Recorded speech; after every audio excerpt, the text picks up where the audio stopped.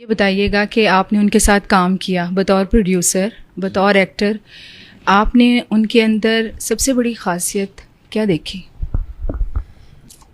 एक तो वो कमाल की खातून है, वो सेट के ऊपर उनका फोकस काम पे होता है। और अच्छा, कुछ लोग होते हैं जो बहुत ज़्यादा ऐसे लगता है कि रूड हैं, ये बिल्कुल ऐसी नहीं है।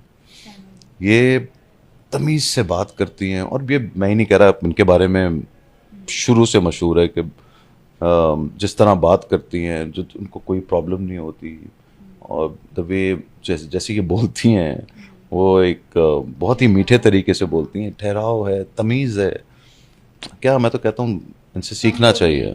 हाँ, कम बोलती हैं लेकिन अच्छा बोलती हैं जब भी बोलती हैं। हाँ, लेकिन बात करो तो वो बात करती हैं। ऐसा नहीं कि वो चुप हो जाएंगी, आपसे बात नहीं करेंगी।